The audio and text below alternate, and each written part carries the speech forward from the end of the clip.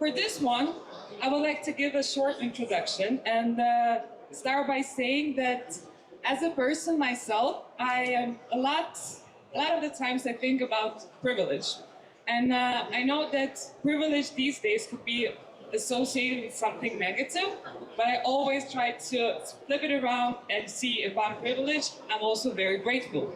So, I'm very grateful to be here standing with you today, to be able to attend ESTRO. I'm grateful for that. I'm also grateful to be living in a free country, to be able to speak up, to be able to feel safe. That I'm grateful a lot for. I'm also grateful to be working in a company that decided to support a country who's not that grateful, unfortunately. And that's what it's been doing for the last 2 years. And Raysearch in the last 2 years has been supporting Ukraine in the terrible times that they have at the moment. And we invited Ruslan and Sergey to give us a little update and to show us all the real situation in Ukraine, what is happening now. Because crazy enough, we're standing in Vienna that is so close to Ukraine and we have a totally different context. So let's be aware, let's continue to support, and let's hear from the people who are not as privileged as we are at the moment. All right, so radiotherapy in Ukraine, challenges and how we can respond. So we have Ruslan Zelinsky from Spizhenko Clinic. Hello, Ruslan. Hello. And we also have Sergey Rodchuk, who is a medical physicist coming from Shalimov National Institute of Surgery and Transplant. All right, so please stick around, see how we can respond to help each other, because after all, we're all human beings, right? So, Ruslan, go ahead. Hello everyone, thanks for this possibility to be here and to talk about Ukraine, especially about the state of radiotherapy in Ukraine and the impact of war on radiotherapy services. A short outline of my presentation. I want to start from only 19th. In 1991, Ukraine becomes independent, and we got a legacy from USSR is inefficient medical system, no linear accelerators, only old Cobalt-60 machines, and at the same time in the world the number of Linux exceeded the number of Cobalt machines, so we had a lot of work ahead.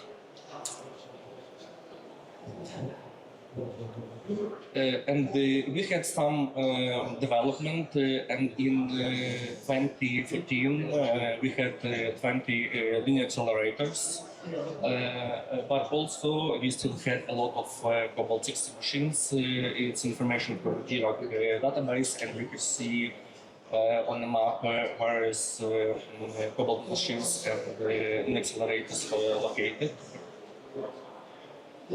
But unfortunately, our development was suspended because in 2014, due to military operations, parts of Ukraine was annexed, especially 7% of territory, and we lost a lot of radiotherapy equipment. It was 17% of radiotherapy machines. In 2022, probably all you know that full-scale invasions started, and most oncological centers suspended radiotherapy services in the first day of invasion.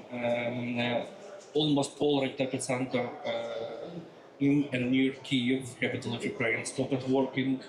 2 radiotherapy centers was occupied. 1 center, together with city Mariupol, was under reciprocal siege and soon occupied also. But in mid-March, all centers in central and west Ukraine resumed work.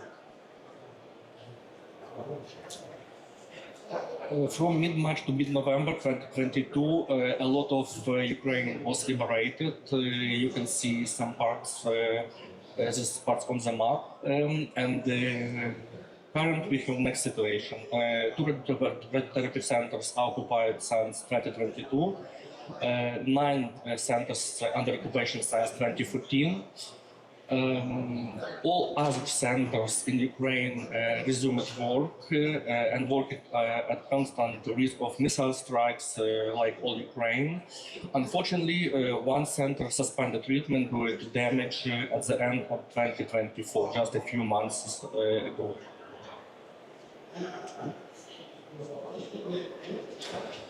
A few examples of destroyed radiotherapy centers. It's a Kharkiv Regional Oncology Center that was destroyed in March 2022. It is my hospital. In March 2022 and September 2024 was damaged, and this is a treatment planning system. One of treatment planning systems from my hospital was also destroyed. One of the most terrible attacks to Children's Hospital, National Children's Hospital in Kiev, in July 2024. November 2024 is Zaporizhia Oncological Center with radiotherapy equipment. And December 2024, Kherson Regional Oncological Center. This is center, unfortunately, don't work it now. It's just one center in Ukraine which cannot provide radiotherapy. And the reason you can see here, it's two direct bombs in oncological buildings.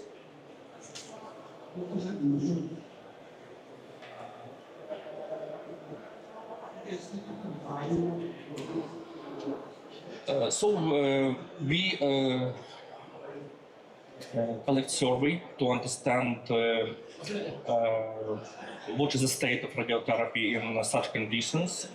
The only one source of information in Ukraine about state of radiotherapy is survey conducted by Grigoriev Institute from Kharkiv for IV Dirac database. It was possible to conduct this information at the end of 2022, 2023, and 2024. We received responses from all radiotherapy centers except occupied since 2014 and 2022. And this is the result of our survey. You can see that during the full-screen version, 16 Linux were installed and 13 Cobalt 60 was decommissioned. So total number of machines increased by 3 compared to 2021, last year, before full-screen version. Also, we can see that the number of treated patients also increased and now higher than before full-screen work. That's incredible thing. Also, 21 Linux purchased by Ministry of Health and will be installed in 2025 and 2026. In terms of staff, of course, full-screen version led to a reduction in the number of staff in the 2022, the first year of full-screen inversion. But now situation is improving. We can see that number of medical physicists and RPTs is increasing last years, of course, but not sufficiently. The decrease of number of radiation oncologists looks not critical and may be explained by redistribution of responsibilities after transition from Cobalt 60 machines to Lean.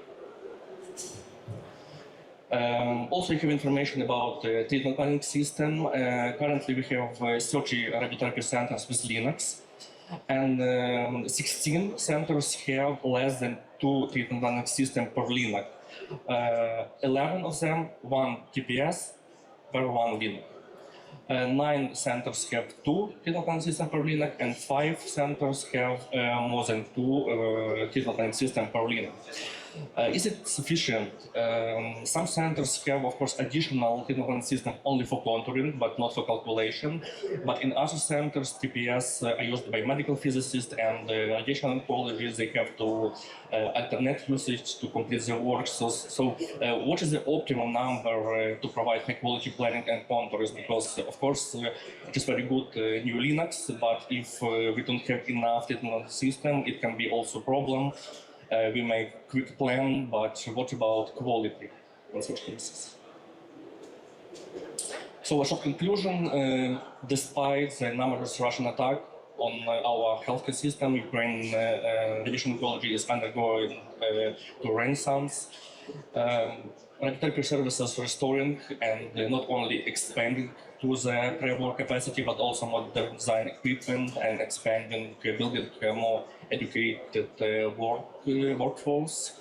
Of course, in such situation, staff training is crucial for us.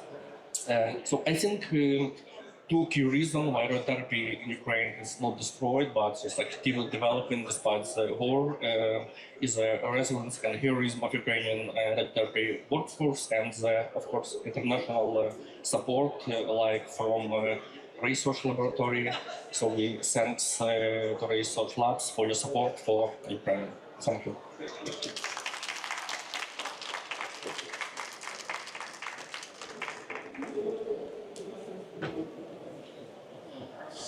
Thank you very much for this opportunity. We are very much thankful to Raysearch Laboratories for the donation, and I'm also thankful for this opportunity to speak to you and maybe to provoke a little bit more attention and maybe possible also support and collaboration.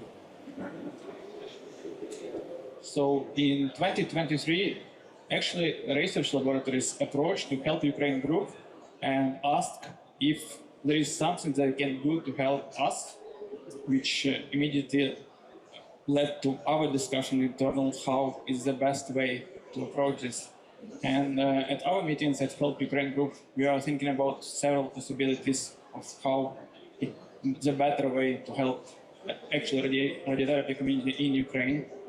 And as we highlighted here, there are a number of gaps which also Ruslan speak about. That is a lack of treatment planning system in Ukraine. This is major one also because we are trying to get rid of Cobalt 60 machines and change them to Linux. Sometimes it is that we have different machines from different vendors in the center, and it leads that we would like to have a treatment planning system that can cope with that. And also, which is very, very much important, I think, that in universities where we have medical physics program, the medical physics students that don't have access to the planning system, they cannot practice before they come to the hospital. I have this situation right now. I have two physicists who have their fellow students in universities that already can practice on treatment planning system, and they didn't have this opportunity. They're like jealous of it. And yeah, so that's it. We have several meetings with Raysearch Laboratories at these quite similar locations, basically at ESTRO and ESTRO, and we highlighted how can we proceed with the collaboration. And we are very thankful to Morta, to Eric Petroshpak, who was involved in delivering this treatment system to Ukraine. So 10 hospitals in Ukraine got 20 TPS in Ukraine. That is clinical, that can be used to treat patients, and also University of Shevchenko, Shevchenko University got also 5 treatment planning systems for study, and also possibly if we conduct some workshops or conferences, we can use for that purpose also. You can see the map distribution of that donation. We are very much thankful for this. One of the TPSs was actually delivered in Kherson, and you can see the picture of physicists and radiation oncologists from Kherson having this donation. I'm sure they will be able to use it. So these are the students at Kyiv National University Physics Department. They are happy to, I think, that I'm modeling the beam, and they had the training for that, and I hope they will be soon in our hospitals, helping us with the patients. Ruslan also collected the data from hospitals and university, and you can see that as for now, all of 11 institutions, they have completed their training. Also, in a progress of practicing planning, there are 2 institutions. Many of them are already collecting measurements for commissioning TPSs, and some, I think, already almost completed the model configuration. So this is a big this project, I think, has potential to be like very, very much successful, because actually that is what we learn, that projects which are on the ground, that are in Ukraine, they have very big impact. Training, also equipment in Ukraine, they have practical, very big impact. But we did quite a lot of other work in collaboration with UACC, which was what mostly I'm speaking about. Also with ESTRO and ESTRO APM, we conducted several courses, not several, many courses. We conducted a program for observership abroad for our professionals that can bring their knowledge to Ukraine, and they can also to expand that and to give that knowledge to their fellow colleagues, which is exactly what is happening now, because we will have practical training courses for radiation oncologists, radiotherapy technicians, and medical physicists in Ukraine, practical. So this is the knowledge that we acquired somewhere, and we are bringing them to people who didn't travel yet. We also will have virtual training for SRSBRT, for radiotherapy. We'll have research methodology course, which is, I think, this is completely new for Ukrainians. We have low participation in the research to radiotherapy, and this is crucial for developing. I often said that I think we should not be all like research scientists, but we should have some experience in that in order to be good professionals in radiotherapy. We have also a project on translation books for radiation oncologists, RTT, and medical physics. It's ongoing. And we have a program on mentorship from Australia. So they are every 2 weeks have a Zoom meetings where they can discuss what they encountered with Ukrainians at their work, the experience from Australia, how they cope with that. Part of that was experience with Raysearch, by the way, treatment planning systems. So these are very, very useful, I think. And we are thinking about future collaboration and future possibilities to discuss something, how can we expand our collaboration. So that would be maybe to create a user group in Ukrainian language, at least between these centers that already have TPS, so they can communicate how is their progress, what can they achieve more. We are thinking about research course together with HUG for Ukrainian students, and we are thinking about mentorship program in Australia. We open to any suggestions, discussions, as long as it's not necessarily just with the research, but everyone who would like to join the discussion is very, very welcomed. So with that, I'm very, very much thankful for this opportunity and for the donation. And I think it's you also setting up an example to other companies that they can do to support, because unfortunately it's 3 years, but this situation didn't change much. I think that it's sad that we cannot, like all together, all the countries, we cannot overcome and say what is right, and what is wrong should be stopped right now. This has not happened yet, so I think support is very much important. So thank you very much for your attention.